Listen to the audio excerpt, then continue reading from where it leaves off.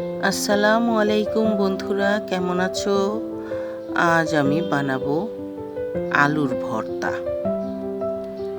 তোমরা তো সবাই কম বেশি আলুর ভর্তা পছন্দ করো। আমার তো খুব পছন্দ। আজ আমি কাঁচা মরিচ দিয়ে বানাবো, কারণ শুকনো মরিচ দিয়ে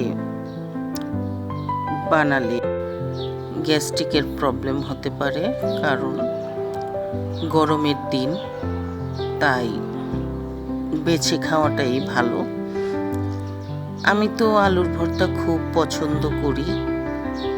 যখন দাওয়াতে যাই, দুপুরবেলা দাওয়াত থাকে, তখন রাতে কি করব, ঝটপট সুন্দি ডাল সব কিছু একসাথে মাখিয়ে সুন্দি ডাল বসিয়ে দিই, আর গরম গরম ভাত আর আলুর ভর্তা।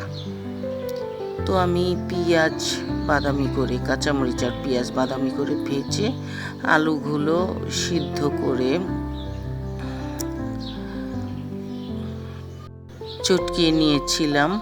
এখন আমি ওই বাঘারের মধ্যে দিয়ে দিলাম, আর যে বাটিটার মধ্যে ছিল সেটাকে ধুয়ে তারপরে ওই পানিটুক দিয়ে দিলাম। তারপরে দেখো, এভাবে বাঘারে আলুর ভর্তা বানালে অনেক স্বাদ হয়, আর কাঁচামরিচের একটা সেন্ট আসে, খুব ভালো লাগে।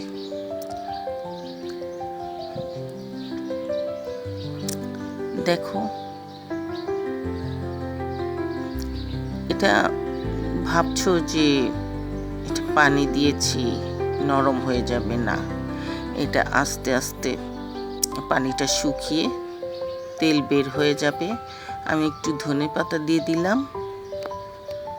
এটা আস্তে আস্তে একবারে শুকিয়ে সুন্দর ভাজা ভাজা হয়ে যাবে।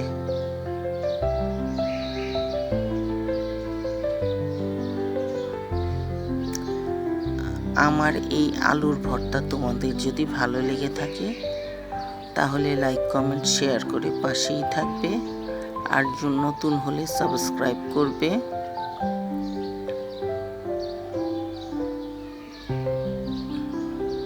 দেখো কি সুন্দর জমে আসছে।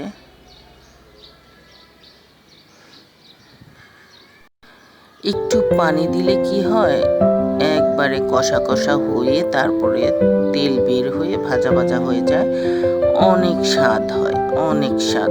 দেখো কি সুন্দর হয়েছে, আর দেখতেও খুব সুন্দর লাগছে। এভাবে বানিয়ে খেয়ে দেখো, অনেক মজা, অনেক মজা গরম গরম ভাত দিয়ে। আজ এই পর্যন্তই, আবার ফিরে আসবো অন্য কোনো ভিডিও নিয়ে। খোদা হাফেজ।